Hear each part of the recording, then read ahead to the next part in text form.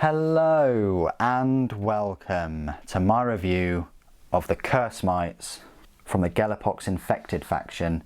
So what we'll do is we'll look at the models individually. I'll go through some size comparisons and then I'll explain all of the 8th edition rules for them, because you do get them in the set in a mini codex, the Codex Gellerpox Infected, which gives you some background information about them and their data sheets. So these Cursemites, I don't think there was a lot of creativity with these at all. They do look like fleas, which I suppose they're meant to. If you've got pets and animals, you may well have seen fleas and things during your lifespan. They're either jumping on the front legs or jumping on the back legs. Their sizes are very similar. There's not an awful lot between them. You know, just looking at them, I mean, this one is probably the most active in terms of it's being propelled by this long kind of tongue and feeder tendrils. But if you just have them on the battlefield or, you know, in a group, they're going to look extremely similar. There's not as much variety as with, well, even the sludge grubs, but specifically all of these eye stinger swarms that I've just now reviewed. The eye stinger swarms show them in the various process of development. I would have liked a really small mite or flea, and I would have liked a really fat big one that was chewing on like a body or something. You know, they're drawn to blood, they gorge themselves on it, a bit like mosquitoes probably. So I would have liked to have seen one of them quite fat and bloated next to a body that was completely had all of its liquid sucked out, all of its blood sucked out. Maybe even a creature, maybe instead of a human, maybe a different creature that they've done that to.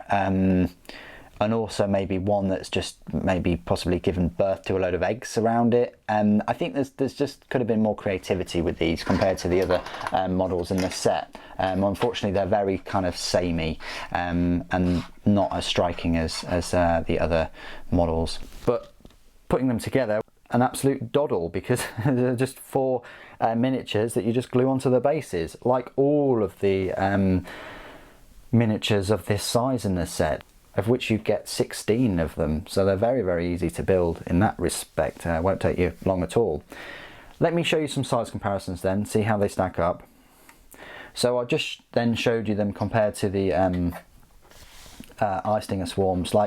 Clearly they're a bit bigger than the smaller ones that are in a swarm, but next to the biggest one, I want to say, yeah, sort of bigger, but then it's got the wings as well.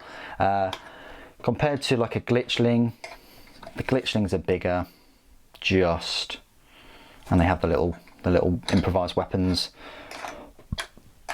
And then compared to like the sludge grubs, this is an odd one because some sludge grubs are bigger than others. This one is, yeah, quite horrific. But there you go. But they are bigger than the sludge grubs. Sludge grubs are probably the smallest out of the sets. Okay, compared to the Vox Shamblers, clearly they're a lot smaller compared to Vulgar himself. Yeah, a fair bit smaller as well. And then I just want to show you them compared to like a Poxwalker and a Plague Marine. Now these things will be scuttling off at 8 inches, so they'll be going a lot faster than the Poxwalkers and the Plague Marines, so they'll be doing their own thing. But like I've said before, they do have some terrain potential. You could put these near swamps or, you know, infested ponds or lakes, and they would look good as part of the, you know, I'd say natural life, part of the, you know, local wildlife on like a cursed, diseased world. Also, you could have them on a base somewhere, on bigger models' bases. Maybe even on Mortarian's base, or, you know, a model of that size. Or okay, then compared to some Imperial models, then we've got Elucia Vane and Aximilian and the Voidsman at Arms. These things are going to be a bit of a problem to Voidsman at Arms, size-wise. They could charge at such a speed and knock the Voidsman at Arms over. I'm sure of it.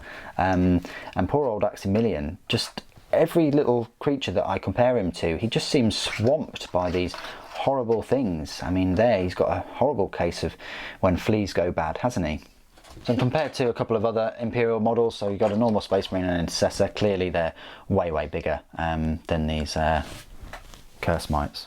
Okay, so this is my part of the review where I will go through all of their 8th edition rules, where you'll find them in the Codex Gellerpox Infected that you'll get in the box set. So they are a fast attack choice of a power points cost of a 1 and a points cost of 3 per model.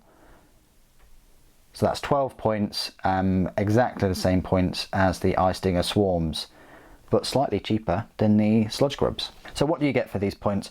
Well, you get the second fastest unit in this faction, of a movement of 8 inches, weapon skill 4+, I like that, ballistic skill nothing, strength 2, toughness 2, wounds 1, 2 attacks, leadership 8 and a save of 6+.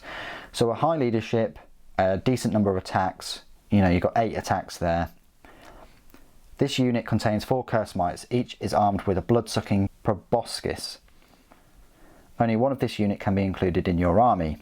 Blood-sucking proboscis. It's a melee weapon, strength of the user which is 2, AP 0, damage 1, and it has an ability. Each unmodified hit roll of a 6 made for an attack with this weapon scores 2 hits. That's pretty good. So this unit is going for more hits than wounds in a way. The Eye Stinger Swarms, you get hit rolls of 6s and you get automatic wounds. These, if you get 6s for attacks, then you get 2 hits. It's highly improbable, but let's just say you got 8 attacks and you got 8 6s, okay? You then get 2 hits, so you got 16 hits there. Pretty good, but at the end of the day, it is only strength 2.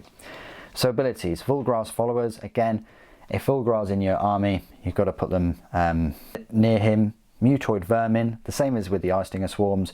The unit does not take up a slot in a detachment that includes Vulgrav thrice cursed. That's brilliant because obviously all these 3 Gribblies are fast attacks, and you know you don't want them to take up any detachment slot. And then leaping insectoids. You can reroll failed charge rolls for this unit. In addition, whenever this unit piles in or consolidates, it can move up to 6 inches instead of 3 inches. That's pretty good. I like the fact that you can reroll those charge rolls. I like this unit, although it doesn't have an invulnerable save, and its toughness and strength is low, it does have a solid 2 attacks per model. It only has one kind of unit specific ability, unlike the Eye Stinger Swarms, which have subtracting hit rolls for the unit, and also they can basically add slain models to themselves, and they have potential of having 3 attacks each. So I don't think they're as good as the Eye Stinger Swarms, and they're also slower. But I understand why the Eye Stinger Swarms have that buzzing swarm subtract, and I understand why they have the hatchlings. These Cursemites, yes, you can reroll failed charge rolls, and you also have the ability to score 2 hits, but nothing potentially special about these at all. They're a bit of a cannon fodder. Again, like all of the other Gellerpox Infected, if you're the enemy, you want to be shooting these from afar, but my money would be on trying to get rid of the Eye Stinger Swarms first, as opposed to these Cursemites. What do you guys think of the models and the rules? Please do put it in the comments below. It'd be great to hear from you. Thank you ever so much for joining me today. Thank you for watching. Papa bless.